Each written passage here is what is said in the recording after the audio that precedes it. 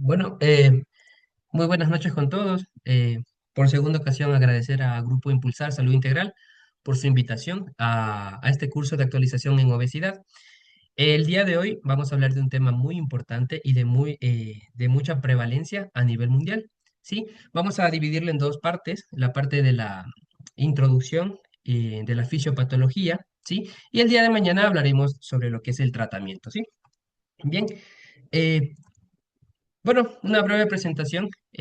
Soy especialista en medicina familiar y comunitaria, graduado en la Pontificia Universidad Católica del Ecuador en el año 2021. Médico general, graduado en la Universidad Central del Ecuador en el año 2016. Dentro de mi experiencia profesional, académica e investigativa, actualmente soy médico tratante de la consulta externa del Centro de Salud tipo Quiroga. Soy docente del posgrado de Medicina Familiar y Comunitaria de la Pontificia Universidad Católica del Ecuador desde el 2025. También soy capacitador académico de Impulsar Salud Integral desde el 2025. Fui jefe del servicio de emergencia del Hospital Básico Asdrúbal de la Torre. También fui director del Hospital Básico Asdrúbal de la Torre. Fui conferencista magistral de la sexta edición del Congreso Internacional de Desarrollo Universitario realizado desde el 22 al 24 de enero del 2025. Fui coordinador del Centro de Salud tipo Quiroga en el año 2024 y también fui gestor académico y coordinador de la carrera de medicina en la PUCE sede Esmeraldas, esto en el año 2023. Dentro de mis logros académicos, fui el mejor egresado del posgrado de Medicina Familiar y Comunitaria en el año 2021 y también obtuve beca por estar dentro del 5% de los mejores estudiantes de la Facultad de Ciencias Médicas, Universidad Central del Ecuador. Esto en el año 2014-2015. Bien, bueno, les presento, tengo una página en Facebook llamada Doctor Familia y también un canal en YouTube con el mismo nombre, donde sé subir contenido académico, por si les interesa, ¿no? Bien, básicamente saqué la información del Dynamed, también de esta revista muy prestigiosa y que tiene un alto factor de impacto a nivel mundial, como es The Lancet. Obviamente, también saqué cierta información de Harrison, Medicina Interna, y también de la revista, que creo que es una de las revistas que tiene mayor factor de impacto a nivel mundial, como es The New England Journal of Medicine. Declaro no tener conflictos de interés financieros, académicos, comerciales o personales que puedan influir en el contenido, análisis o conclusiones presentadas en esta conferencia. Bien, entonces vamos a empezar con una pregunta. ¿Cuántos de ustedes consideran que la obesidad es principalmente consecuencia de decisiones individuales relacionadas con alimentación y actividad física? De pronto, si alguien me puede responder. De Bueno, el igual forma, objetivo les básicamente, comentamos que está abierto sí, el chat, si es que quieren enviar la parte de la respuesta. claro, y el objetivo también es, bueno, ser un poco interactiva la conferencia para que no sea, digamos, unidireccional y solo yo hable, sino que también es importante escuchar sus comentarios, ¿no? En relación a esta conferencia. No sé si de pronto alguien ha escrito algo, Alejandro. No, doctor, no al momento. Bien, bueno, entonces, ¿qué dice la evidencia científica? Actualmente indica que no, aunque la alimentación y la actividad física son determinantes importantes, la obesidad no puede explicarse principalmente como el resultado de decisiones individuales. ¿Esto qué quiere decir? Antes, en los tiempos anteriores, se pensaba que la obesidad era únicamente por decisiones individuales. O sea, decíamos, ah, no, esa persona es obesa porque come mucho. O no, esa persona es obesa porque no hace actividad física. Actualmente sabemos que existen otros tipos de factores que influyen en la obesidad y no necesariamente debemos de echar la culpa a esa persona y decirle que por la culpa de esa persona es que se encuentra con obesidad. De hecho, la obesidad ya se considera como una enfermedad propia. Antes, y ya vamos a explicar eso, antes se consideraba un factor de riesgo, actualmente no. Si la obesidad dependiera únicamente de fuerza de voluntad, no observaríamos una epidemia mundial que afecta a más de 1.000 millones de personas. Si dos pacientes siguen exactamente el mismo plan nutricional y de actividad física, ¿por qué uno pierde 15 kilos y otro apenas 2? Estando los dos pacientes con el mismo tratamiento, el mismo plan nutricional, las mismas indicaciones de actividad física, ¿por qué uno pierde más que el otro? ¿Alguien de pronto que tenga algún comentario al respecto?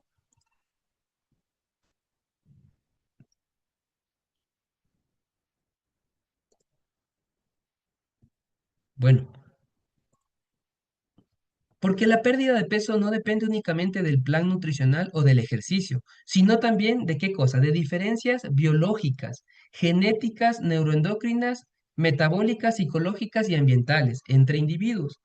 La obesidad no es una enfermedad homogénea, eso tenemos que saberlo. Dos pacientes pueden tener el mismo índice de masa corporal, recibir el mismo tratamiento y obtener resultados completamente diferentes porque los mecanismos biológicos que impulsan su obesidad son distintos, ¿sí? Entonces, desde ya vamos a saber que el tratamiento puede ser diferente dependiendo de qué, del mecanismo fisiopatológico que esté causando la obesidad en determinado paciente. Entonces, el gran cambio conceptual. La obesidad no es un trastorno de peso corporal, es un trastorno de la regulación energética. Eso que se quede claro. Durante décadas se interpretó la obesidad como un problema conductual. Actualmente sabemos que intervienen factores genéticos, interviene el mecanismo de regulación neuroendocrina, que ya vamos a hablar, intervienen también señales intestinales, el tejido adiposo, que anteriormente se lo consideraba simplemente un tejido cuya característica era la reserva energética. Actualmente se sabe que básicamente es un órgano endocrino. También interviene mucho la microbiota, y esto también es muy importante porque la microbiota se asocia inclusive a muchas enfermedades, como por ejemplo la enfermedad de Alzheimer. Ambiente obesogénico. Sabemos nosotros que hay ciertos ambientes, ciertas inclusive culturas que afectan más a la obesidad que otras. Determinantes sociales de la salud también son importantes. ¿Cuál es la magnitud del problema? La epidemia del siglo XXI. Uno de cada 8 personas en el mundo vive con obesidad, es decir, más de 1.000 millones de personas. De hecho, 880 millones son adultos y 159 millones son niños y adolescentes. ¿Qué sucede actualmente? Existe una tendencia creciente. De hecho, para el año 2035, más de 1.900 millones de personas podrían vivir con obesidad. Es decir, uno de cada 4 personas presentará obesidad. Entonces, realmente es una epidemia como nosotros aquí estamos viendo en la parte superior, ¿no? De la diapositiva. Entonces, más que exceso de peso, ¿qué pasa con la obesidad? Como yo les explicaba, la obesidad es una enfermedad propia que tiene su fisiopatología propia, tiene su historia natural, tiene sus complicaciones propias. Entonces, hay que tratarla como tal, como una enfermedad. Entonces, más que exceso de peso, hablamos de que puede generar complicaciones, dentro de las cuales tenemos, por ejemplo, neurológicas, migraña, trastornos psicológicos. Sabemos nosotros que pacientes con obesidad tienen mayor riesgo de tener ansiedad, depresión, tenemos también problemas o accidentes cerebrovasculares, teniendo en cuenta que la obesidad se asocia a enfermedad cardiovascular. Dentro de las enfermedades respiratorias, apnea del sueño, insuficiencia respiratoria, hipertensión pulmonar. Dentro de las digestivas, tenemos litiasis biliar, tenemos esteatosis hepática, hernias de hiato, cáncer de colon, cáncer de esófago, ¿sí? Y de vesícula biliar. Dentro de las endocrinas, sabemos nosotros que uno de los principales factores de riesgo para la diabetes es la obesidad, síndrome metabólico, resistencia a la insulina y gota. Además de esto, a nivel de circulatorio, podemos tener hipertensión arterial.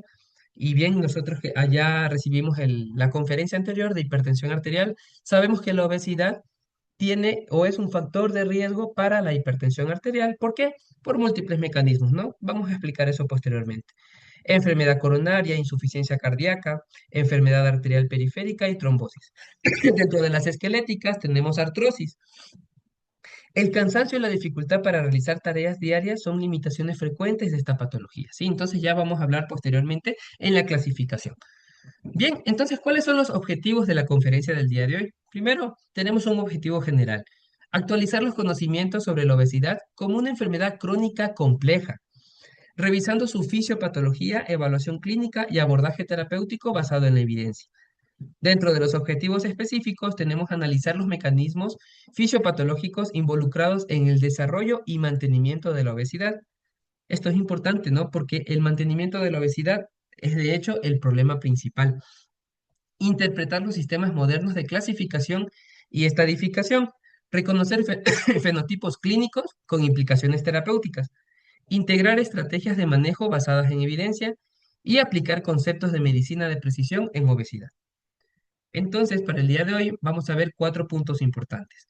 Primero, la introducción, en la cual hablaremos sobre la parte de definición, epidemiología. Luego pasaremos a la parte de la fisiopatología, diagnóstico integral y fenotipificación. Y por último, un caso clínico interactivo.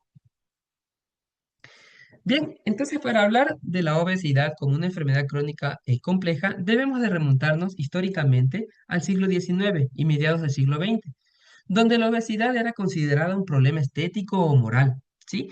Y generalmente asociada a exceso de alimentación, lo que les decía anteriormente, considerada consecuencia de falta de voluntad, ¿sí? Entonces, claro, se culpaba a la persona de que era obesa. ¿Por qué? Porque comía mucho o no hacía actividad física. Y se tenía en ese entonces una escasa comprensión biológica. Posteriormente, en la década del 50 y 90, la pasó de ser simplemente un problema estético a considerarse un factor de riesgo, con una relación con diabetes, hipertensión y enfermedad cardiovascular. ¿Sí? Hubo el desarrollo del concepto de balance energético, es decir, ya se pensaba que la obesidad se debía a un balance energético positivo, es decir, que había una retención, en este caso, de calorías en el cuerpo. Había el predominio del paradigma, en este caso, comer menos y moverse más. Luego de eso, en el año 1994, se descubrió la leptina. ¿Sí? ¿Y por qué es importante esto? De hecho, aquí hubo un punto de inflexión, porque ya a la obesidad no solamente se la consideraba como un factor de riesgo, sino ya había en este caso un proceso patológico, ¿ya? Y bueno, hubo aquí el inicio de la comprensión neuroendocrina de la regulación del peso corporal. Evidencia de mecanismos biológicos complejos. Ya vamos a hablar de la fisiopatología. Luego de esto, en el año 2012, la obesidad pasó de ser un simple factor de riesgo a considerarse una enfermedad multifactorial con influencia genética. Claro, la genética nos da la susceptibilidad, una influencia epigenética, es decir, el ambiente altera esa susceptibilidad genética, como nos menciona aquí, la parte ambiental y conductual. También hubo el papel, hubo digamos, el papel del tejido adiposo como órgano endocrino y el reconocimiento de la inflamación crónica de bajo grado. Es decir, todo paciente que tiene obesidad presenta inflamación. Es decir, un paciente obeso está inflamado. Que sea de bajo grado, bueno, sí, pero está inflamado. En el año 2013 y hasta la actualidad, se considera la obesidad como una enfermedad crónica recidivante y progresiva. Y esto es importante. ¿Por qué? Porque al ser recidivante quiere decir que el proceso regresa. De hecho, el problema no es bajar de peso, el problema es mantenerse en ese bajo peso, ¿sí? También el reconocimiento por múltiples sociedades científicas, el enfoque centrado en complicaciones y no únicamente en el IMC. De hecho, el IMC ya no se considera como el método preferido para nosotros diagnosticar obesidad, ¿sí? Eso ya quedó en el pasado, ya vamos a ver que existen otros métodos mucho mejores para poder nosotros determinar realmente si un paciente tiene obesidad y no. Desarrollo de terapias dirigidas al sistema neuroendocrino. Hemos escuchado mucho del GLP-1, del GIP o de los agonistas múltiples, por ejemplo, agonistas duales como la tirzepatida. Bien, entonces tenemos aquí el reconocimiento de la obesidad por organismos internacionales, por ejemplo, la OMS, tenemos la Asociación Americana de Endocrinología Clínica, tenemos también la ADA, que es la Asociación Americana de la Diabetes, que actualmente se reconoce a la obesidad como una enfermedad crónica compleja, multifactorial, progresiva y recidivante. Como les menciono, anteriormente era considerado un factor de riesgo, actualmente es una enfermedad crónica. Cambio de paradigma. Antes se consideraba que el exceso de peso era consecuencia de decisiones individuales.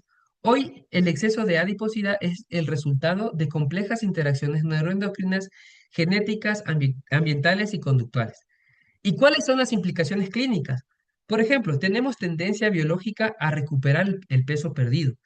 Entonces, un ejemplo, tenemos un paciente con obesidad, iniciamos una terapia, un tratamiento a ese paciente y el organismo detecta esa pérdida de peso como una amenaza. Es decir, que el organismo, en la medida de lo posible, va a intentar que el cuerpo retorne a su peso inicial, ¿sí? Entonces detecta como una amenaza cuando se está bajando de peso. ¿Qué otras implicaciones clínicas? Por ejemplo, alta tasa de recurrencia. Necesidad de tratamiento a largo plazo, De hecho, me parece muy interesante. No recuerdo el artículo científico, pero lo leí en algún momento en donde mencionaba que la obesidad ya debería de tratarse, así como por ejemplo la hipertensión arterial, la diabetes, es decir, con medicamento a largo plazo. Nosotros sabemos, por ejemplo, pacientes con hipertensión, diabetes, reciben tratamiento básicamente de por vida. Asimismo, la obesidad, según ese artículo que me pareció muy interesante, consideraba que ya deberíamos de empezar a tratar a la obesidad como tal, es decir, como la hipertensión, como la diabetes. Otra implicación clínica, justificación del uso de terapias dirigidas a mecanismos fisiopatológicos. ¿Cuáles son las limitaciones del paradigma? Comer menos y moverse más. ¿Qué decía el paradigma tradicional? Comer menos y moverse más, ¿para qué? Para resolver la obesidad. El modelo actual nos dice que tenemos nosotros una implicación genética, neuroendocrinológica, ambiental, tenemos también la parte del sueño, factores sociales, la propia alimentación, la actividad física, que todos estos factores van a confluir y van a tener como consecuencia la obesidad. ¿Cuál es el impacto sanitario y económico mundial? De hecho, tenemos tres puntos importantes aquí que recalcar. Primero, la carga sanitaria global. Es decir, existe un incremento sostenido en todas las regiones del mundo. Hay un aumento acelerado en países de ingresos medios y bajos. Ya, ese es el primer punto. Ahora, el segundo punto es el impacto en mortalidad y discapacidad. ¿Por qué? Primero, hay un aumento del riesgo de mortalidad prematura. Hay una reducción de la expectativa y calidad de vida. También es un principal contribuyente a años de vida ajustados por discapacidad en múltiples regiones, recordando que la obesidad tiene múltiples complicaciones. Aparte de eso, existe una progresión hacia multimorbilidad crónica compleja. Y el tercer punto importante aquí es el impacto económico global. Es decir, existen costos sanitarios directos, por ejemplo, más hospitalizaciones, la necesidad de más fármacos, sabiendo que la obesidad se asocia a múltiples complicaciones, por ejemplo, diabetes, hipertensión, problemas de cáncer, problemas osteoarticulares, lo que va a generar ¿qué cosa? Que más personas estén enfermas y consuman más medicamentos, y por ende esto va a generar un mayor costo sanitario.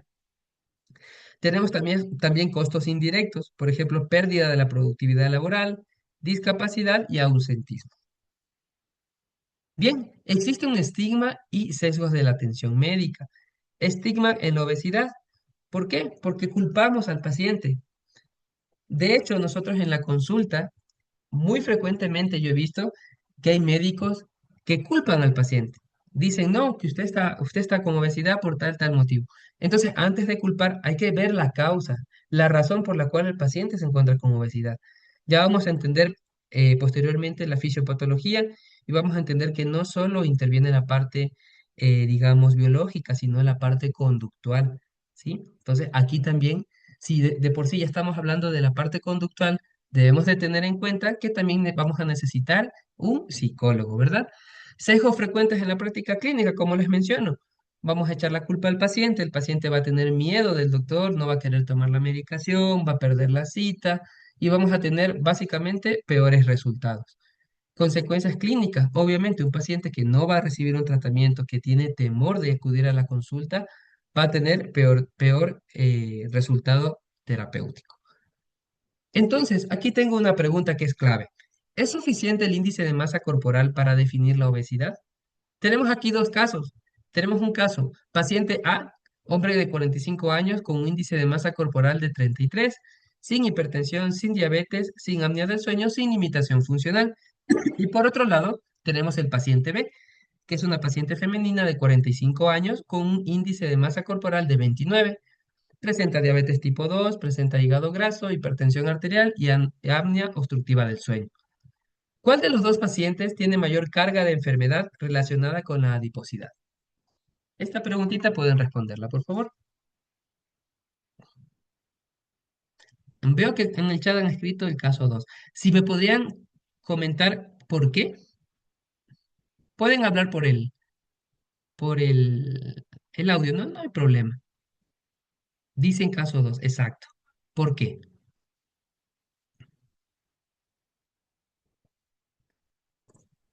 Les Bien, recordamos que para activar el micrófono primero deben levantar la mano para que se les ceda la palabra en caso de que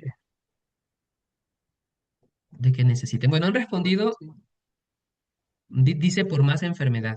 Ya, exacto. Entonces aquí podemos ver, si bien es cierto, el caso uno nos menciona que es un paciente inclusive con un índice de masa corporal mayor que la paciente B. Recuerda que el paciente A tiene un IMC de 33 y el paciente B tiene un IMC de 29. Pero ¿qué sucede aquí? Aquí hay mayor carga de enfermedad en el paciente B. Sí, entonces nosotros podemos decir, ah, no, el paciente A tiene un IMC de 33, o sea, está más enfermo, pero no, el paciente B tiene, si bien es cierto, no llega a obesidad, tiene sobrepeso, pero tiene mayor carga de enfermedad. Y aquí les dejo una reflexión. De hecho, la pregunta ya no es cuánto pesa el paciente, sino cuánto impacto tiene la adiposidad sobre su salud, ¿sí? El IMC históricamente nos permitía clasificar el peso corporal, claro, normal, sobrepeso, obesidad grado 1, grado 2, grado 3, ¿verdad? Estimar el riesgo poblacional y realizar vigilancia epidemiológica. Pero ¿qué sucede? No permite primero evaluar distribución de grasa. O sea, el IMC nos permite clasificar, sí, pero no sabemos la distribución de la grasa corporal, que es un dato sumamente importante. No permite tampoco cuantificar adiposidad visceral, sabiendo que la adiposidad visceral se asocia a mayor enfermedad cardiovascular. Tampoco permite identificar complicaciones, ¿verdad? Tampoco medir un impacto funcional en el paciente, ni determinar la gravedad clínica. Entonces, nosotros con estos datos y esta reflexión que hacemos ahorita, el IMC se queda corto. ¿Para qué? Para poder hacer un análisis adecuado de la obesidad en nuestro paciente, ¿sí? Bien, ahora pasemos a la fisiopatología moderna, la regulación central del apetito. Y de hecho esto es importante porque el apetito está controlado básicamente a nivel cerebral. De hecho, el hipotálamo a nivel del núcleo arcuato es el sitio en donde se regulan, se integran las señales provenientes de dónde? Del tejido adiposo, del tracto gastrointestinal y páncreas. ¿Para regular qué cosa? El hambre, la saciedad, el gasto energético y el peso corporal. Existe un sistema llamado sistema melanocortínico, ¿verdad? Que se encuentra a nivel del núcleo arcuato. Aquí tenemos dos tipos de neuronas. Tenemos las neuronas POM, es decir, propia melanocortina, y CAR, que son neuronas anorexígenas. Es decir, estas neuronas van a básicamente eliminar el apetito, ¿sí? Es decir, generan saciedad y aumentan el gasto energético. Por otro lado, en este mismo sistema melanocortínico tenemos neuronas del AGRP y neuropéptido Y, que son neuronas orexígenas, es decir, que van a generar o van a estimular el apetito. Por ende, nos va a dar más hambre y va a disminuir el gasto energético. Entonces, sabiendo esto, el principal centro regulador del apetito y de la saciedad se encuentra a nivel del hipotálamo.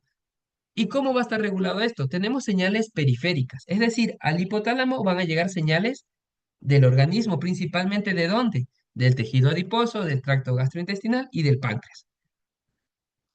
A nivel, por ejemplo, aquí tenemos un cuadrito donde nos dice, por un lado tenemos la señal, el origen y el efecto.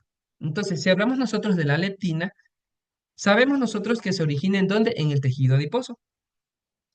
¿Y va a qué? El efecto principal de la leptina va a ser, ¿qué cosa? Vamos aquí a estimular ¿qué cosa? Las neuronas del propio melanocortina, es decir, vamos a aumentar la saciedad y aumentar el gasto energético, ¿sí? Si hablamos nosotros de la leptina. Si hablamos nosotros de la GH-relina, el origen va a estar a nivel gástrico, es decir, en el estómago, y básicamente va a estimular las neuronas del AGRP, es decir, las neuronas orexígenas. Entonces, su efecto va a ser aumentar el hambre y disminuir el gasto energético. Por otro lado, tenemos la señal GLP-1, ¿sí? Va a ser originada en el intestino y el efecto va a ser aumentar la saciedad. De hecho, muchos tratamientos van a estar enfocados en esta hormona. Por otro lado, tenemos el péptido Y, que va a estar originado en el intestino y va a tener un efecto de saciedad. Por otro lado, el GIP, que va a estar originado en el intestino y el efecto va a ser la regulación metabólica y energética. Entonces, ¿qué pasa con todo este sistema? En la obesidad vamos a tener resistencia a la leptina, ¿sí? Y bueno, ¿qué sucede aquí? Si bien es cierto, la leptina se origina en el tejido adiposo, y bueno, se puede pensar y deducir que, claro, si hay más tejido adiposo va a haber mayor leptina, y por ende va a haber mayor saciedad y mayor gasto energético, pero esto no es así. En la obesidad hay una disregulación, va a haber digamos, un mecanismo por el cual la leptina va a tener ya una resistencia. Es decir, el organismo ya no va a tener esa misma sensibilidad y por ende no va a haber esta señal de saciedad. Es decir, el paciente va a querer seguir comiendo. No sé si a ustedes les ha pasado que cuando nosotros comemos, les pongo un ejemplo. Comemos un poquito y de repente nos llaman. Estamos de pronto, comemos un poco, nos llaman, conversamos, luego hablamos un tiempo, digamos unos 20 minutos, regresamos a comer y ya nos hemos llenado, o sea, sentimos ya como que una saciedad. ¿Y eso por qué pasa? Porque ya la leptina está actuando, ¿sí? Entonces, eso pasa en una persona, digamos, que tiene su sistema normal. Pero una persona con obesidad puede seguir comiendo, come, come, come, que no va a tener esa sensación de saciedad producida por la leptina, porque el cuerpo ya tiene resistencia, ¿sí? También tenemos alteración de señales de saciedad, como por ejemplo esta, la de la leptina. Tenemos predominio de señales orexígenas, es decir, va a comandar las neuronas orexígenas, es decir, AGRP y el neuropéptido Y. Y también vamos a tener una defensa biológica del peso corporal, es decir, una vez que estamos con sobrepeso o obesidad, el cuerpo va a defender esa ganancia de peso. Es decir, si intentamos nosotros bajar de peso, el cuerpo va a detectarlo como una amenaza y va a querer que gane peso el paciente. Por otra parte, tenemos el tejido adiposo como órgano endocrino. Y esto es importante, ¿por qué? Porque participa activamente en la regulación de la homeostasis energética, el metabolismo de la glucosa, la sensibilidad a la insulina, la inflamación y el riesgo cardiovascular. ¿Y por qué? A ver, aquí tenemos un cuadro donde tenemos las principales adiposinas producidas por el tejido adiposo y su función principal. Hablamos ya de la leptina, cuya función principal es la regulación del apetito y el balance energético. Por otro lado, tenemos la adiponectina, cuya función principal es la sensibilización a la insulina y un efecto antiinflamatorio. O sea, en este caso es buena la adiponectina. Pero ¿qué sucede? La adiponectina en este proceso patológico de la obesidad va a estar disminuida. Es decir, no nos va a proporcionar esa sensibilidad a la insulina ni ese efecto antiinflamatorio que es muy bueno. Por otro lado, tenemos a la resistina, que se asocia a resistencia a la insulina e inflamación. Y dentro de una de las principales adiposinas tenemos a las citocinas proinflamatorias, es decir, factor de necrosis tumoral e interleuquina 6, que nosotros sabemos por fisiopatología que estas citocinas son proinflamatorias, es decir, generan inflamación crónica, pero en este caso va a ser de bajo grado. Bien, entonces, ¿qué sucede si tenemos una disminución de la adiponectina, como en el caso de la obesidad? Vamos a tener menor sensibilidad a la insulina y por ende un mayor riesgo de síndrome metabólico y de diabetes. Por otro lado, también vamos a tener un mayor riesgo cardiometabólico, es decir, hipertensión arterial, enfermedad arterial periférica, enfermedad coronaria. ¿Y esto por qué? Porque la adiponectina, aquí les regreso, en la función principal es un efecto antiinflamatorio. Si no tenemos ese efecto antiinflamatorio, vamos a tener un mayor riesgo de sufrir todas estas enfermedades cardiovasculares. Por otro lado, al haber un aumento de la leptina, como en el caso de la obesidad, se va a desarrollar una resistencia a ella y por ende todas las consecuencias ya habladas anteriormente. Por otro lado, tenemos un aumento de la resistina y citocinas proinflamatorias que van a generar disfunción metabólica, van a generar insulinoresistencia y daño vascular por disfunción endotelial. ¿Qué sucede con la inflamación crónica de bajo grado? El tejido adiposo hipertrofiado va a generar ¿qué cosa? Infiltración de macrófagos. Entonces nosotros vamos a ver, si ponemos en una placa y observamos en el microscopio dos tipos de tejido. Primero, el tejido adiposo sano y el tejido adiposo con obesidad. Vamos a ver que son diferentes, porque el tejido adiposo hipertrofiado, es decir, con obesidad, vamos a ver que vamos a tener mayor infiltración de macrófagos, ¿sí? Vamos a tener un tejido inflamado, es decir, que va a tener mayor factor de necrosis tumoral alfa, interleuquina 6, vamos a tener mayor estrés oxidativo y disfunción endotelial, como podemos ver en la imagen del lado izquierdo versus la imagen del lado derecho. cuya consecuencia va a ser un estado inflamatorio sistémico persistente. Sabemos nosotros que un estado inflamatorio sistémico persistente va a generar un montón de enfermedades. Por otra parte, tenemos la neurobiología de la recompensa. ¿Y por qué es importante hablar de la neurobiología de la recompensa? El comportamiento alimentario está regulado por dos sistemas. Primero tenemos el sistema homeostático, que mantiene el balance energético, regula el hambre, la saciedad y hay un predominio a nivel del hipotálamo. Y por otro lado tenemos el sistema hedónico, es decir, un sistema de recompensa que regula el placer y la motivación, influye en preferencias alimentarias y puede superar las señales de saciedad. Entonces, ¿dónde se encuentra este sistema de recompensa? Se encuentra conformado principalmente en la corteza prefrontal, núcleo accumbens y área tegmental ventral. Y aquí tenemos que tener en cuenta un neurotransmisor importantísimo, que es la dopamina, y que básicamente es la culpable de este sistema de recompensa. ¿Por qué? Recordando que la dopamina nos genera placer y motivación, vamos a tener esta necesidad de qué cosa? De comer más, algo que nos gusta. ¿Y cuál es el problema? Que anteriormente, hablando de los tiempos de antes, se comía por supervivencia. Actualmente se come por placer. Y ahí tenemos un problema. Y bueno, ha pasado, y bueno, nos ha pasado, ¿no? Muy frecuentemente nosotros, bueno, y hablo yo desde mi experiencia, eh, trabajo en ministerio, soy docente, también capacitador académico, padre de familia, y llega un punto en el cual uno se siente tan cansado y llega la noche en la cual uno quiere, y yo lo digo por recompensa a todo ese trabajo, comer algo rico, algo que nos genere placer. Y a veces, a veces en cantidad. Y aquí viene el problema. En la noche no deberíamos de comer tanto, pero por esa motivación, ese placer y esa recompensa de querer, pues decir, bueno, me esforcé mucho en el día y voy a comer bastante. Estamos haciéndonos básicamente daño, ¿sí? También existen factores genéticos y epigenéticos. Hablando, nosotros hablando de la genética, decimos que la genética nos genera ¿qué cosa? Esa susceptibilidad. ¿Sí?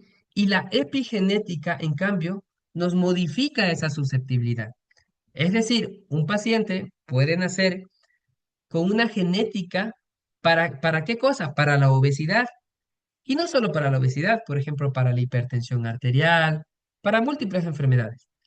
Pero, ¿qué pasa con la parte epigenética? O sea, la parte ambiental puede o no alterar esa susceptibilidad genética. Es decir, que un paciente puede nacer con la genética para desarrollar diabetes. Sin embargo, si ese paciente se cuida, tiene una buena alimentación, hace actividad física, bueno, muy probablemente esos genes no se activen y estén, como nosotros decimos coloquialmente, dormidos. Por otro lado, ¿qué pasa si ese mismo paciente con esa genética para diabetes no se cuida, fuma, es sedentario, come comida chatarra, ultraprocesados? ¿Qué sucede? Se activan esos genes y desarrolla la enfermedad. Y no tan solo de la diabetes, hablamos de múltiples enfermedades. De hecho, si hablamos de la parte de la obesidad, existe una importante base biológica, con una heredabilidad estimada aproximadamente del 40 al 70%. ¿Y esto por qué? Porque es el resultado de la interacción entre genes, la parte ambiental, la parte conductual, inclusive factores intrauterinos. Es decir, nosotros desde que estamos en el útero de nuestras madres, empezamos a alterar ya nuestros genes, ¿sí? Entonces, desde la parte fetal ya se viene modificando esta parte genética. Y aquí hay un gen muy importante, que es el gen FTO, que está asociado a qué? A mayor apetito, mayor ingesta energética y mayor riesgo de obesidad.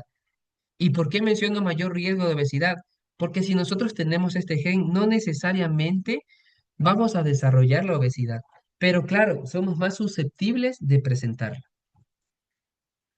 Por otro lado, tenemos la obesidad monogénica, que representa menos del 5% de los casos. Aquí existe una alteración a nivel de los genes relacionados con la vía leptina-melanocortina, es decir, la leptina, el receptor de leptina, el POM y el receptor MC4R. ¿Cuáles son las características de esta obesidad monogénica? Primero, que es una obesidad grave a nivel infantil. el paciente tiene una característica, hiperfagia severa, es decir, va a querer seguir comiendo y no va a tener esa sensación de saciedad. ¿Por qué? Porque está alterada la vida de la leptina. ¿Sí? Y vamos a tener, obviamente, un inicio temprano, es decir, a edades más tempranas. Como les mencionaba anteriormente, estos determinantes genéticos y epigenéticos ya vienen presentándose desde la parte fetal. De hecho, hay un término llamado programación fetal, en donde nosotros tenemos esta programación los primeros 1000 días. Son críticos. ¿Por qué? Porque existen factores asociados a qué? A obesidad materna, diabetes gestacional, malnutrición fetal, bajo peso al nacer. Todo esto, estos factores van a generar una ganancia acelerada de peso en la infancia, con cambios epigenéticos persistentes y por ende un mayor riesgo de qué? De obesidad y enfermedad cardiometabólica en la vida adulta. ¿Sí? De hecho, un factor importante hablando de la malnutrición fetal es la desnutrición. De hecho, pacientes con desnutrición infantil crónica, hablamos de que en edades, ya en etapas adultas, pueden presentar obesidad. ¿Y esto por qué? Por la programación fetal y la alteración epigenética. Bien, pasando un poco a la parte del diagnóstico integral y fenotipificación, vamos a hablar más allá del IMC, ¿sí? Aunque el IMC es útil para identificar a las personas con mayor riesgo de sufrir consecuencias para la salud, no es una medida directa de grasa, como habíamos hablado anteriormente. No tiene en cuenta la diferencia interracial, edad y sexo en la distribución de la grasa, ¿verdad? Aparte, no considera las comorbilidades, factores de riesgo, síntomas físicos, daños de órganos, limitaciones físicas y psicopatológicas. Entonces, nos podemos dar cuenta de que el índice de masa corporal se queda corto al momento de nosotros querer valorar de una manera integral a nuestro paciente con obesidad. Y de hecho, existen medidas complementarias que están recomendadas por múltiples organizaciones científicas. Entonces, aquí tengo un resumen en donde vamos a presentar la herramienta, qué es lo que evalúa, cuál es la interpretación, cuáles son las ventajas y las limitaciones. Por ejemplo, si hablamos nosotros de la circunferencia abdominal, ¿qué evalúa? La adiposidad abdominal y visceral, ¿sí? ¿Cuál es la interpretación? En hombres mayor o igual a 94 centímetros vamos a tener un riesgo aumentado, pero si hablamos mayor o igual a 102 centímetros vamos a tener un riesgo muy aumentado. En el caso de las mujeres, mayor o igual a 80 centímetros igual es un riesgo aumentado y mayor o igual a 88 centímetros es un riesgo muy aumentado. ¿Cuáles son las ventajas? Es fácil, económica y reproducible. ¿Y cuáles son las limitaciones? No diferencia grasa subcutánea de la grasa visceral. Si hablamos nosotros de otra herramienta que es la relación cintura-estatura, lo que evalúa es la distribución central de grasa y riesgo cardiometabólico. Tenemos la fórmula, ¿sí? Que es la circunferencia abdominal dividido para la talla, esto en centímetros. Si nos da un resultado menor a 0,5, hablamos de que tiene bajo riesgo. Y si es mayor o igual a 0,5, ya hablamos de que existe un riesgo cardiometabólico. ¿Cuáles son las, las ventajas? Un mejor predictor de riesgo que el IMC en múltiples estudios y un único punto de corte, ¿sí? ¿Cuáles son las limitaciones en este caso? Requiere medición correcta de cintura y talla, ¿sí? Es decir, necesitamos que en este caso, nuestros profesionales se capaciten adecuadamente para no tener errores al momento de calcular la relación cintura-estatura. Otra herramienta importante es la bioimpedancia, que lo que hace es estimar la masa grasa y masa magra. ¿Cuál es la interpretación? En este caso, nos va a interpretar según la edad, el sexo y población de referencia. ¿Cuáles son las ventajas? Es rápida, asequible y no invasiva. Y las limitaciones, pues influenciada por la hidratación y el estado clínico del paciente. Por otro lado, tenemos la desintometría, la DEXA, que evalúa la masa grasa total regional y masa ósea. Es considerada, de hecho, el método de referencia para la composición corporal y de hecho tiene una alta precisión. Pero ¿cuál es el problema? El costo. O sea, tiene un costo muy elevado y una disponibilidad limitada. Es decir, no disponemos en todos nuestros centros de atención de la desintometría. Entonces, bueno, aquí sí tenemos una limitación importantísima. Bien, este cuadrito es sacado de la revista Lancet, que me pareció muy interesante. Sí, porque bueno, aquí nos indica dos escenarios. Por un lado tenemos el escenario en donde tenemos aquí la imagen del atleta. Bueno, en este caso puede ser un boxeador o un físico-culturista. ¿Y qué sucede? Que por error este paciente con una alta masa muscular puede salir con un IMC elevado y de hecho falsamente podemos decir, ah, no, este paciente tiene obesidad. Pero ¿qué sucede? Que no tiene un exceso de masa grasa. En este caso tiene más masa muscular que masa grasa. ¿Ya? Por eso el IMC puede tener errores. ¿Sí? Y por otro lado tenemos un paciente, claro, con un IMC elevado, pero que tiene obesidad. ¿Sí? Y aquí, ¿cuál es el problema de la obesidad? ¿Y cuál es, digamos, la clasificación actual? Que tenemos dos escenarios aquí. Podemos tener un paciente con obesidad preclínica y un paciente con obesidad clínica. ¿Y de qué depende esto? Del daño de órgano diana. Es decir, en una paciente con obesidad preclínica no vamos a tener daño de órgano diana y por otro lado, en un paciente con obesidad clínica ya vamos a tener daño de órgano diana. Y ya vamos a explicar esto. Aquí tenemos un resumen en donde nos menciona pacientes sin obesidad, es decir, ausencia de exceso de adiposidad, ¿sí? Puede ser confirmado por medición directa o por antropometría, en la cual no hay alteraciones en la función de órganos y tejidos. Y por otro lado, tenemos la obesidad preclínica, en la cual vamos a tener un exceso de adiposidad. Puede ser confirmada por la densitometría, es decir, DEXA, por la bioimpedancia o criterios antropométricos. Por ejemplo, circunferencia abdominal o la relación circunferencia abdominal-estatura. En este caso, la función orgánica está preservada, es decir, no va a haber daño de órgano diana.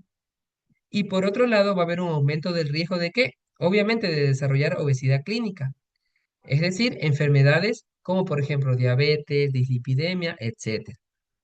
Y por último tenemos la obesidad clínica, en la cual vamos a tener un exceso de adiposidad, pero vamos a tener ya disfunción orgánica establecida. Y esto va a estar evidenciado ¿por qué? Por enfermedades cardiovasculares, por ejemplo, insuficiencia cardíaca, hipertensión arterial, enfermedad coronaria. A nivel respiratorio puede tener apnea obstructiva del sueño, a nivel metabólico alteraciones glicémicas, es decir, diabetes, dislipidemia, limitación funcional, es decir, restricciones en la movilidad y actividades diarias. Bien, aquí tenemos también este cuadrito sacado de la revista Lancet, en donde nos muestra qué cosa. Tenemos aquí un primer punto en donde tenemos la obesidad preclínica y el paso a la obesidad clínica, ¿sí? Es decir, en un primer momento el mecanismo fisiopatológico de la obesidad preclínica no va a estar alterado, es decir, no va a haber una alteración a nivel celular, ¿sí? Pero si pasa el tiempo, vamos a tener ya alteraciones a nivel estructural. ¿Sí? Con la consecuencia de una alteración en la función orgánica y por último un daño de órgano diana. Entonces, tenemos sistemas modernos de clasificación de la obesidad, ¿ya? Aparte del índice de masa corporal, que ya quedó básicamente en el pasado, pero que aún se lo sigue utilizando, ¿sí? No, no quiere decir que no, sí lo seguimos utilizando. Y de hecho, hay algunos artículos que nos mencionan que el índice de masa corporal se lo podría utilizar más bien como tamizaje, ¿ya? Tenemos también otro tipo de sistema, por ejemplo, el sistema EOSS, ¿sí?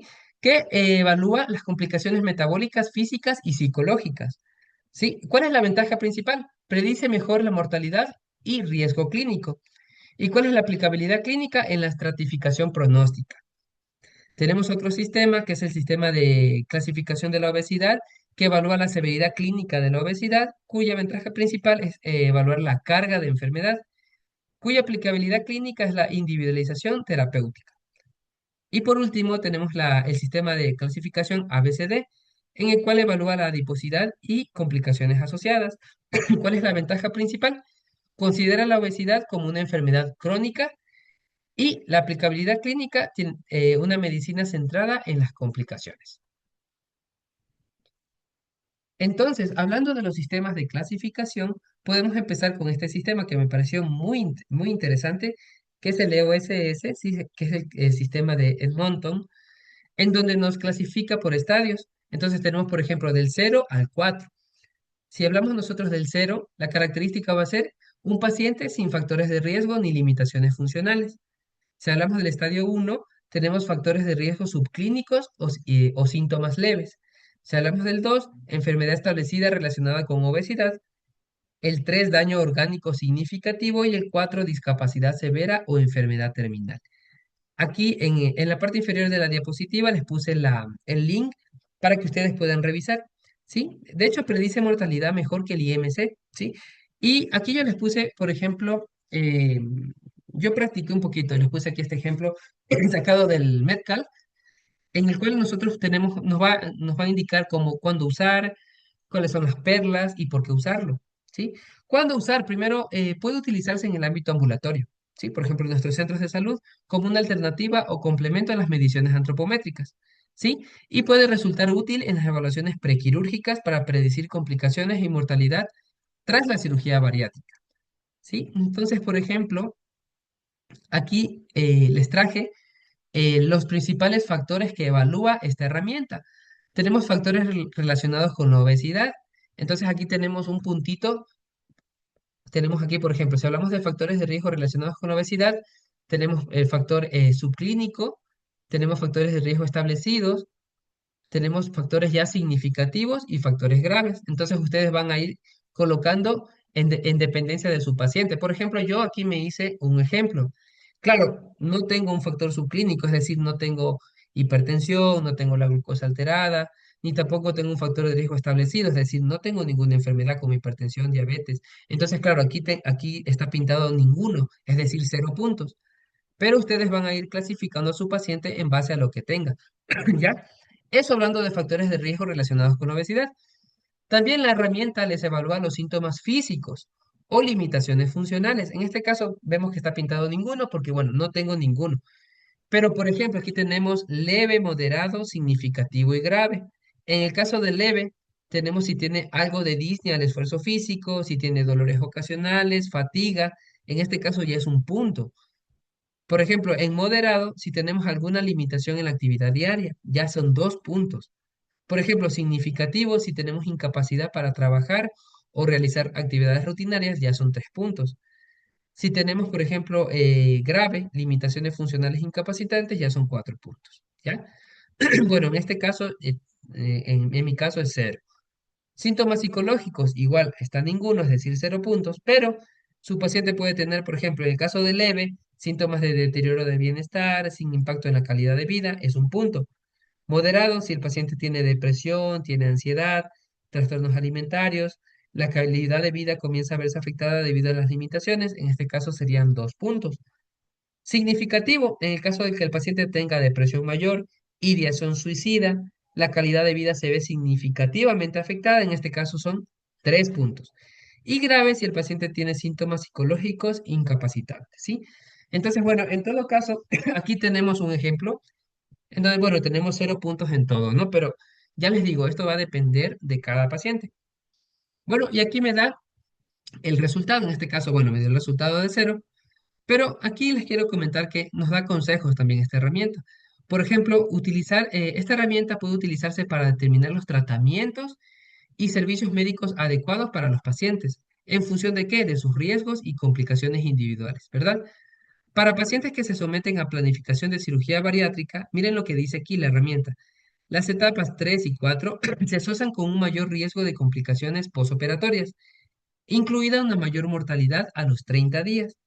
Los pacientes que se encuentran en estadios más avanzados deben ser informados sobre el mayor riesgo de complicaciones posoperatorias. Sin embargo, esta herramienta no debe utilizarse para excluir a los pacientes de la cirugía, pero sí menciona de que tienen mayor riesgo, ¿sí? Los beneficios de la cirugía suelen superar los riesgos, como les menciono, y deben ser evaluados por el médico caso por caso.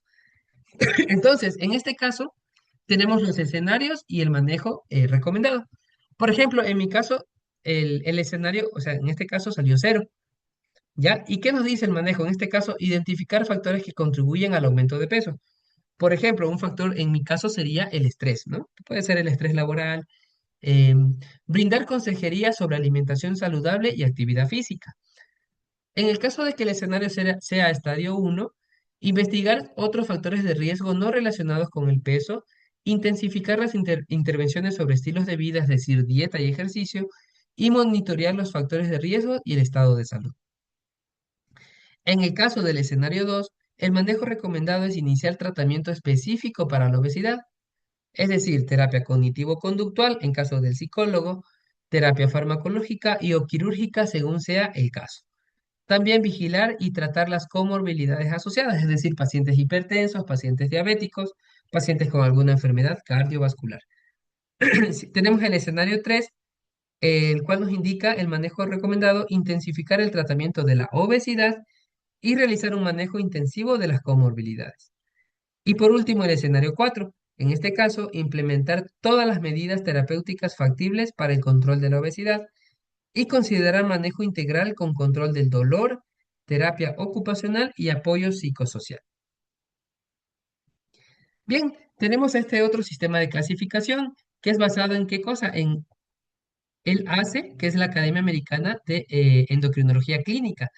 Básicamente nos clasifica, como les mencioné anteriormente, en la revista Lancet, es decir, en obesidad preclínica, es decir, en pacientes sin complicaciones, y obesidad clínica, es decir, pacientes que ya tienen alguna complicación, es decir, pacientes que ya tienen algún daño de órgano diana.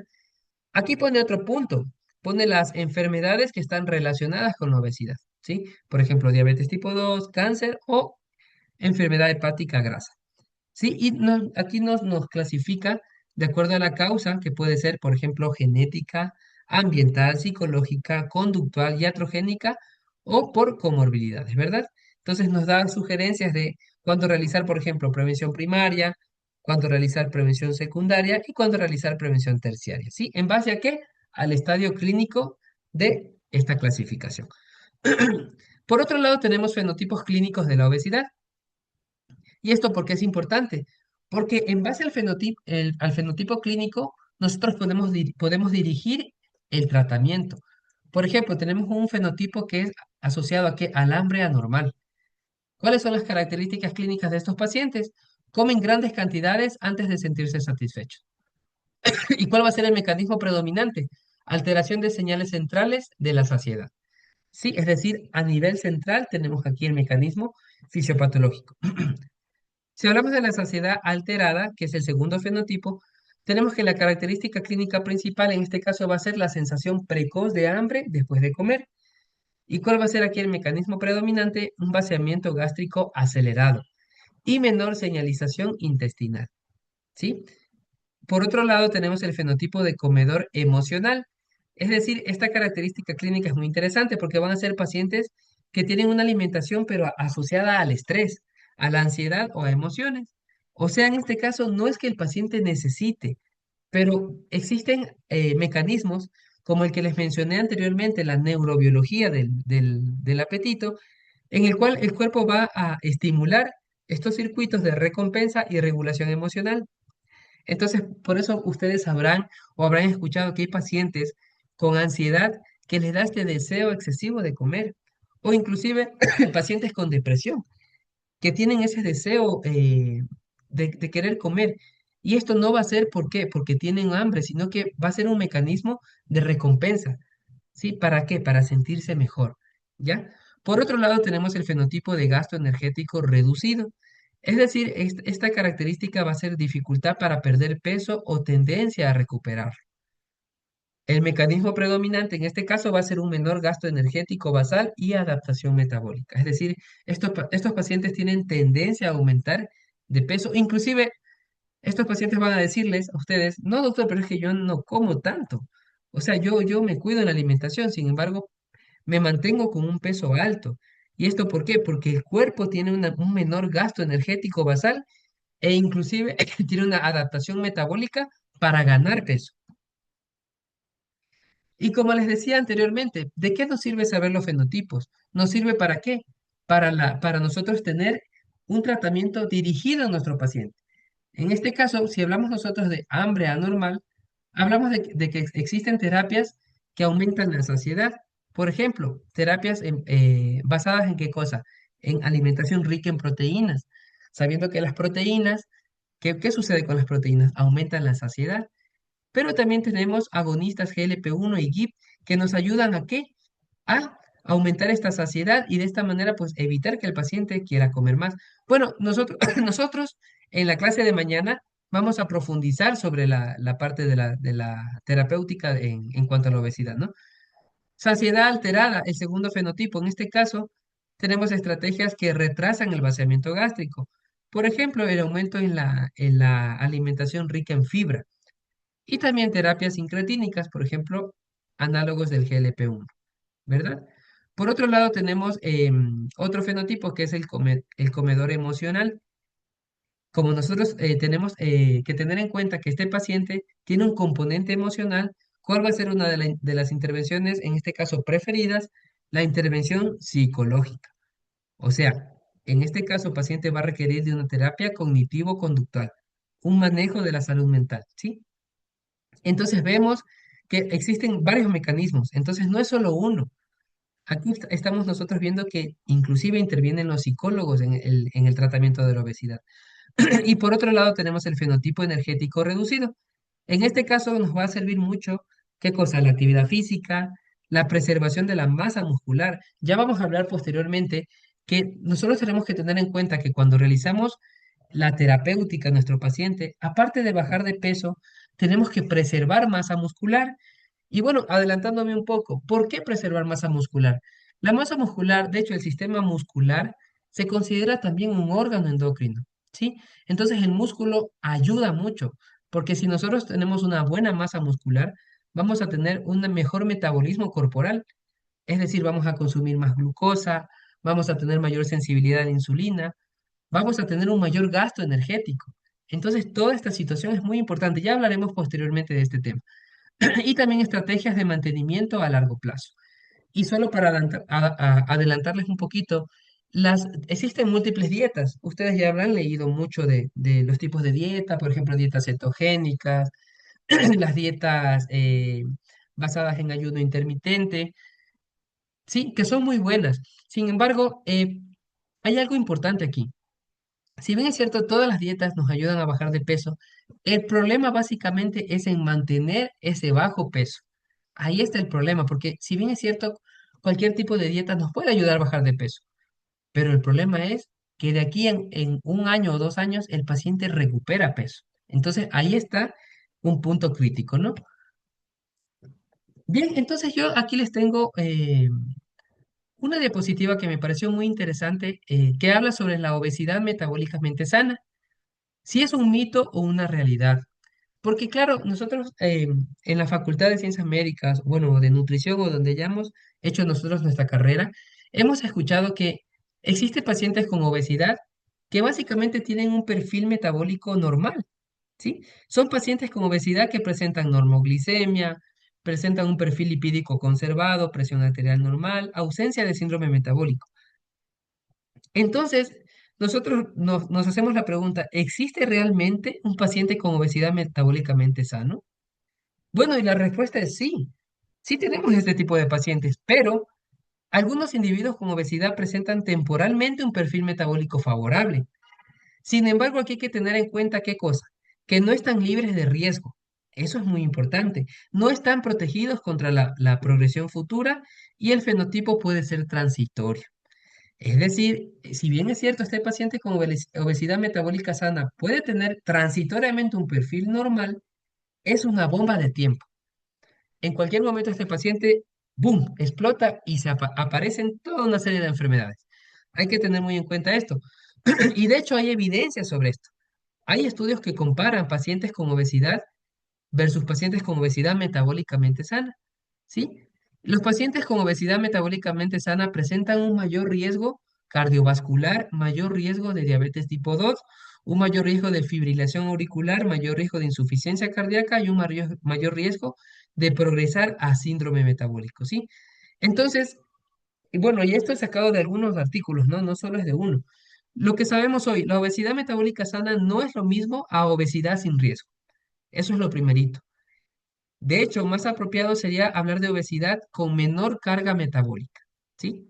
Creo que sería un mejor término antes que hablar de obesidad metabólicamente sana, porque falsamente podemos nosotros decirle al paciente, ah, usted tiene un fenotipo de obesidad sana, y eso no es así porque podemos generar una falsa impresión en el paciente de que está sano y no tiene ninguna enfermedad.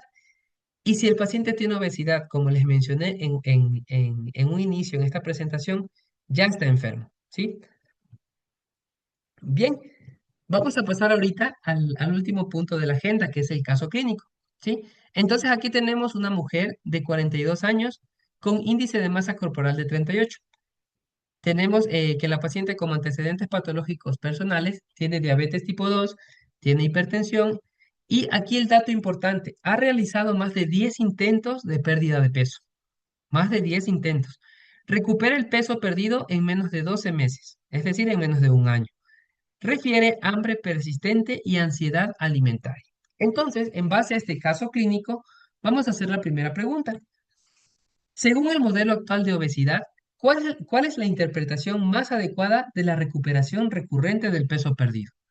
Entonces tenemos aquí A, falta de adherencia al tratamiento; B, ausencia de actividad física suficiente; C, adaptaciones biológicas que favorecen la recuperación ponderal; 4, error en el cálculo del requerimiento calórico.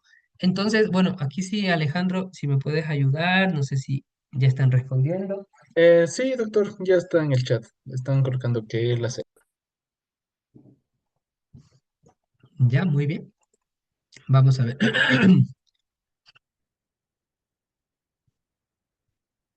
Bien, tenemos la respuesta C es la correcta. ¿Pero por qué? La pérdida de peso induce respuestas compensatorias. Es decir, cuando nosotros vamos a intentar bajar de peso en nuestro paciente, por esos mecanismos compensatorios va a haber un incremento de la GH-relina, que nosotros sabemos que la GH-relina va a aumentar el apetito, ¿verdad? Va a haber también disminución de señales de saciedad, va a haber una reducción del gasto energético y va a haber una defensa biológica del peso corporal. ¿Sí? Perfecto. Pregunta 2. ¿Cuál de los siguientes conceptos explica mejor el hambre persistente que refiere la paciente? A, debilidad de carácter; B, falta de educación nutricional; C, alteración de los mecanismos neuroendocrinos de regulación del apetito; o D, hipertensión arterial.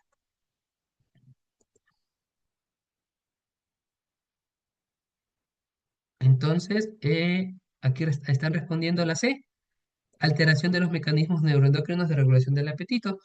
Bien, vamos a ver la respuesta. En este caso, la respuesta correcta es la C. ¿Qué sucede? La regulación del apetito depende de un sistema neuroendocrino. Como habíamos hablado en la fisiopatología, en este caso van a intervenir la leptina, la GH-relina, la GLP-1, el péptido Y el sistema melanocortínico hipotalámico. Muy bien. Pregunta 3. Según los fenotipos clínicos de obesidad, el fenotipo predominante en esta paciente sería A, gasto energético reducido; B, hambre anormal; C, obesidad metabólicamente sana; o D, obesidad sarcopénica.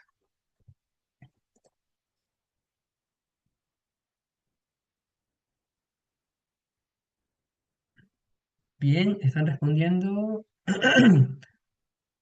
la B, hambre anormal. Vamos a ver.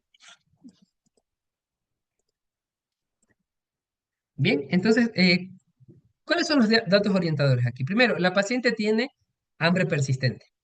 Ella refiere en la consulta, doctor, tengo hambre persistente, o sea, no logra controlar el apetito. Por otro lado, dificultad para alcanzar la saciedad. Estamos hablando de que ya está alterado un sistema neuroendocrino, ¿verdad? Por otro lado, repetidos fracasos terapéuticos, ¿sí? Esto sugiere un predominio de alteraciones centrales del control del apetito, es decir, a nivel hipotalámico. Cuarto pregunta. Además del índice de masa corporal, ¿cuál de las siguientes medidas aporta mayor información sobre el riesgo cardiometabólico? A, peso corporal; B, porcentaje de agua corporal; C, circunferencia abdominal; y D, superficie corporal.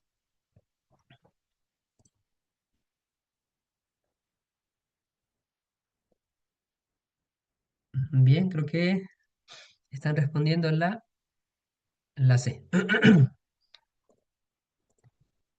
Perfecto. ¿Cuál es la discusión? En este caso, la circunferencia abdominal es un marcador indirecto de adiposidad visceral y se correlaciona estrechamente ¿con qué? Con diabetes tipo 2, enfermedad cardiovascular, hígado graso y mortalidad cardiovascular, ¿sí? Perfecto. Y pregunta 5. ¿Cuál es el principal error clínico al abordar este caso? A, calcular incorrectamente el índice de masa corporal; B, no insistir suficientemente en dieta y ejercicio; C, considerar la obesidad únicamente como un problema conductual; o D, solicitar estudios complementarios.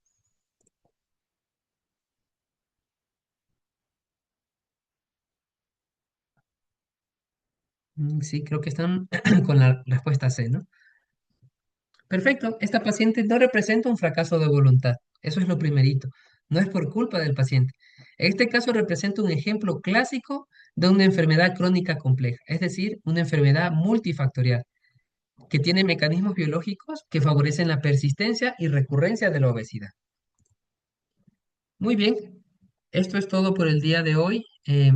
Alejandro, no sé si es que de pronto tengan alguna pregunta.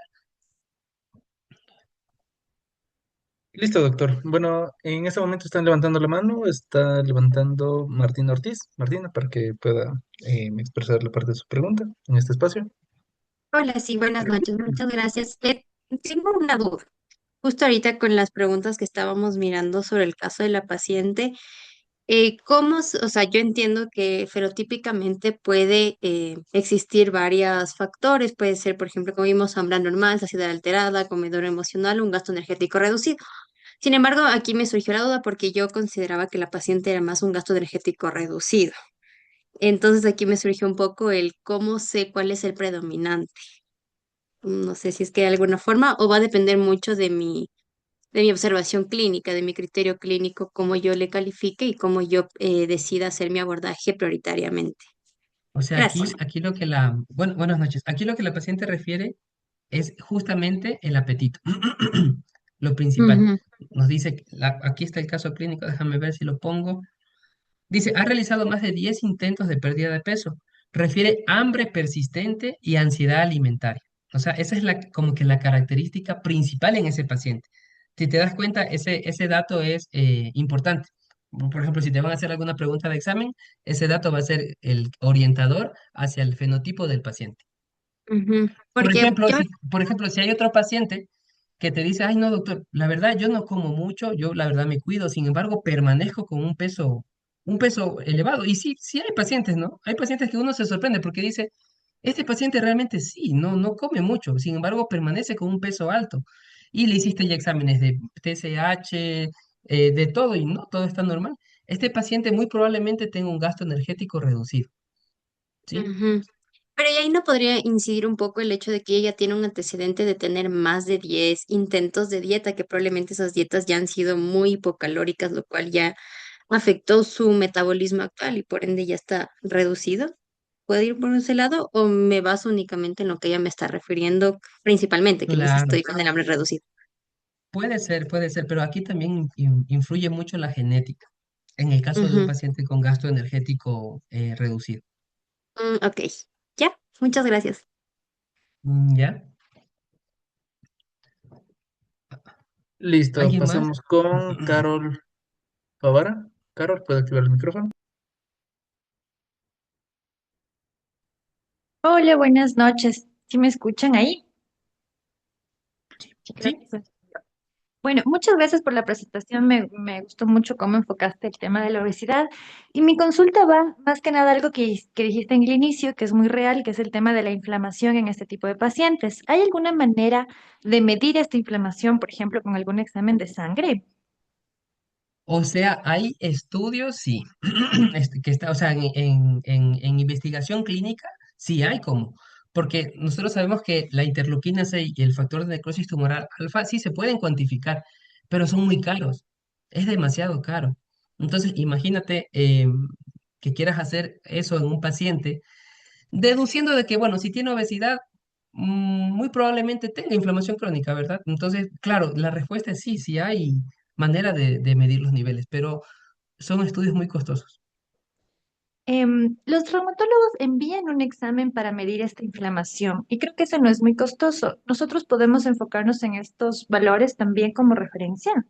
Es que los mecanismos fisiopatológicos son diferentes, porque si nosotros hablamos de, por ejemplo, si nosotros hablamos de reumatología, que es, bueno, es otra especialidad, en este caso hablamos de que existen estas citocinas proinflamatorias, pero ¿por qué? Por mecanismos autoinmunes. ¿Ya? En cambio, si nosotros hablamos de obesidad, hablamos de que en este caso es un mecanismo endocrino, porque el tejido adiposo es el que está produciendo. Entonces, son citocinas proinflamatorias que, si bien es cierto, actúan de manera igual, están, digamos, producidas de diferente manera, o sea, de diferente mecanismo. Ya, listo, muchas gracias. Ya, solo denme un ratito que se me va a apagar la computadora. Listo, perfecto. Bueno, hasta mientras mencionar a los participantes que están escribiendo, para que se les dé el paso para que puedan activar el micrófono, deben levantar la mano, ¿sí? Y se les va a dar, ir dando el orden.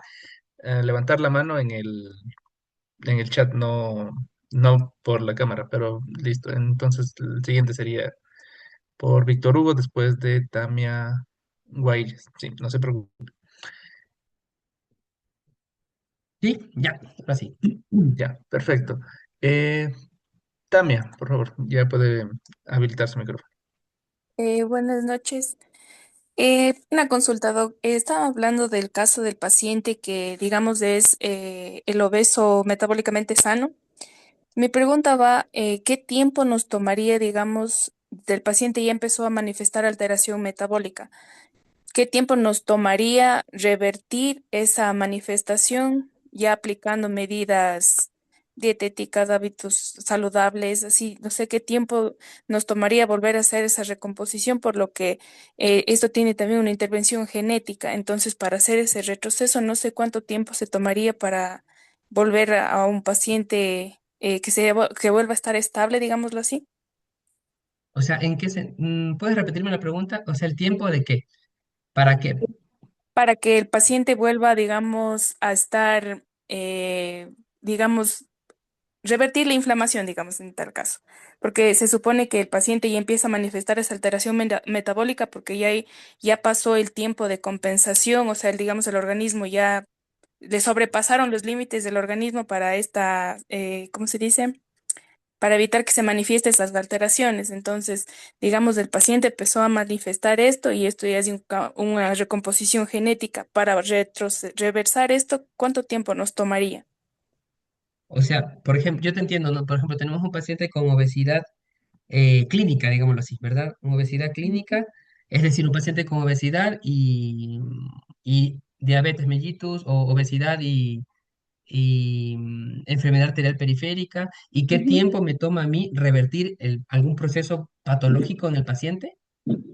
Claro, más ¿Algo referente a lo así? que, ajá, referente a lo que es la elevación del peso, porque como habíamos dicho, también tiene una intervención genética. Se supone que ya hubo una alteración en esta composición genética, entonces para volver a estar en la normalidad, ¿cuánto tiempo nos tomaría ya invirtiendo todo lo que podamos ayudarle al paciente, sea en hábitos, en medicación, en actividad física, cosas así? ¿Cuánto tiempo nos tomaría? Por lo general, cuando nosotros hablamos de un tratamiento para la parte de la obesidad, nosotros decimos que necesitamos por lo menos un año, O un ¿sí? año. Sí, pero claro, o sea, esto es con el tiempo. Verán, aquí hay algo muy interesante y que a mí me deja con mucho, digamos, inquietud, porque cuando nosotros hablamos de una enfermedad crónica, ¿a qué te hace pensar cuando uno dice enfermedad crónica? De Te bastante hace tiempo. pensar, eso, que te hace pensar que es para siempre, ¿sí o qué? Ujú. Ya, entonces, y aquí va la parte interesante porque la obesidad, y yo sé que en un futuro, la obesidad va a entrar dentro de las patologías crónicas que manejamos nosotros los médicos, los que trabajamos en el Ministerio de Salud Pública, o no sé, en el IES. Vamos a ver que en un futuro, y yo lo sé, se va a incluir a la obesidad como por ejemplo la hipertensión, la diabetes, el hipotiroidismo. O sea, vamos a tener ya medicamentos que van a venir para pacientes con obesidad. Les pongo solo un ejemplo: tratamiento de semaglutida vía oral. Bueno, mañana vamos a hablar del tratamiento, ¿ya? No quiero adelantarme mucho, pero por ejemplo, semaglutida vía oral de manera crónica, ¿ya? Ahora hay que ver cómo va a salir esto, porque la verdad es muy interesante. Y claro, muchos dirán, se va a medicalizar más la salud. Sí, muy probablemente sí, pero hay que ver, ¿no? Pero la verdad me parece muy, muy interesante porque hablamos de una enfermedad crónica, es decir, este paciente está con una enfermedad básicamente para siempre. Si usted le va a bajar de peso al paciente, perfecto, le baja de peso, pero ese paciente, ¿qué tiene, doctora? Bueno, o no sé si es doctora nutricionista, tiene ya los genes alterados. Y de hecho, no les hablé, pero en, medicina interna de Farreras nos menciona que, Un ser humano nace con un número de células de adipocitos. Yo le pongo un ejemplo. Un paciente nace con 100 adipocitos. 100 adipocitos. Solo por ponerles un ejemplo, ¿no? 100 adipocitos. Cuando uno empieza a comer mal, a tener una vida sedentaria, a fumar, a tomar, consumir alcohol, esos adipocitos en un inicio, y ahí claro, iba la pregunta también, con los años, ¿no? Esto no es solo de un día para otro, hablamos de años. Con los años, Ujú, estos adipocitos se hipertrofian. Pero va a llegar un punto en que esta hipertrofia ya no va a poder más. ¿Qué sucede en este punto? Se activan genes para replicar la célula. Entonces ya no va a haber hipertrofia, sino va a haber perfecto. hiperplasia. Entonces, esta persona que por múltiples años comió y se dio una vida pues sedentaria, ya no va a tener 100, va a tener, digamos, 1000 adipocitos. Y va a ser una persona obesa, ¿verdad? Sí. Ya, obesa, ¿verdad? Ya. ¿Qué sucede cuando usted le aplica a este paciente un tratamiento? Hablemos de un tratamiento dietético, actividad física, medicamentos. Esta persona, ¿cuántos adipocitos tiene actualmente? Tiene 1000 adipocitos tiene. ¿Qué sucede? Que estos adipocitos están grandotes, porque tras que se replicaron, se hipertrofiaron. ¿Qué pasa con, con este paciente? Que esos adipocitos se van a hacer más pequeños, se van a atrofiar. Ujú. Sin embargo, ¿con cuántos adipocitos queda este paciente? Estaban con 1000. Queda con 1000 adipocitos. Entonces, ¿qué pasa cuando el paciente, ya, chévere, el paciente hizo una dieta, hizo la actividad física, chévere, le fue súper bien y bajó de peso? Sin embargo, ¿ustedes cómo creen que este paciente va a estar? Va a estar, sí, va a estar con un índice de masa corporal normal, todo bien, pero su cuerpo va a tener más adipocitos de lo normal. ¿Y qué pasa si de pronto este paciente empieza de nuevo a comer, a llevar una vida? ¿Qué va a pasar? ¿Se le va a hacer más fácil Recuperar el peso perdido. recuperar el peso perdido? Porque tiene ya un número significativo de adipocitos. Entonces, Mm. ese es un mecanismo por el cual estos pacientes aumentan de peso de una manera rápida.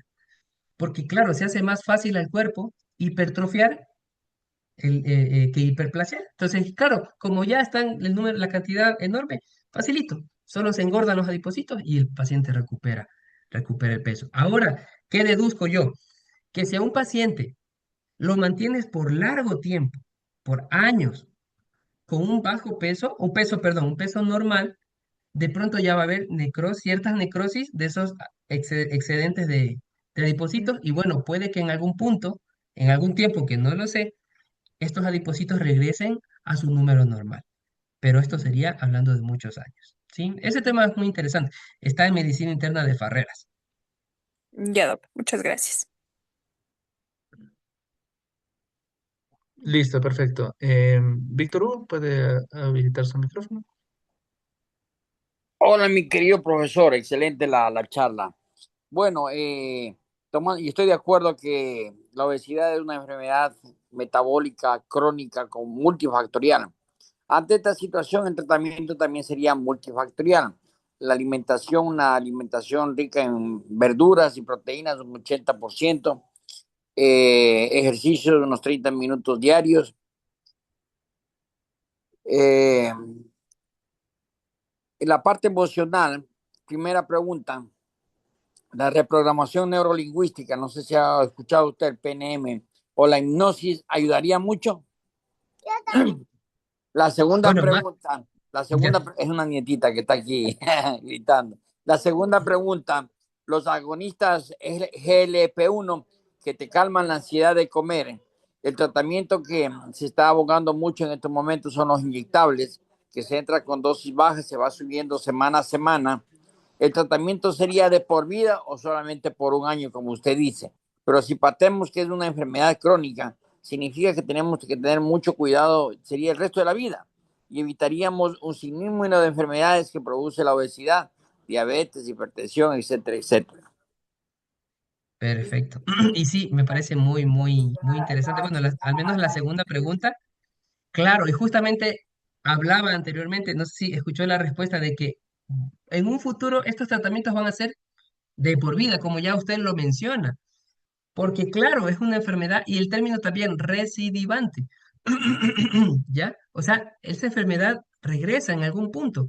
Entonces, bueno, básicamente, y yo a mi criterio, la obesidad va a ser básicamente una enfermedad que se requiere un tratamiento de por vida, ¿sí? Ya, ahora lo que me preguntaba anteriormente sobre la parte psicoterapéutica, me hablaba de terapia neurolingüística e hipnosis, ¿verdad?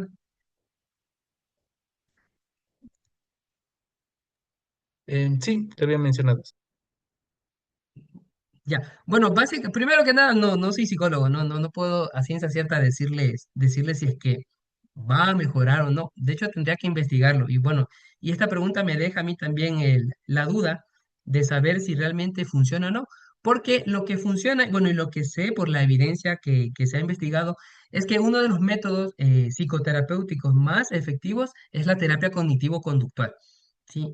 Entonces, en esta parte de la hipnosis o neurolingüística, realmente desconozco. No sé si de pronto algún psicólogo aquí nos pueda alimentar de conocimientos en esa parte. Sí sería interesante, la verdad.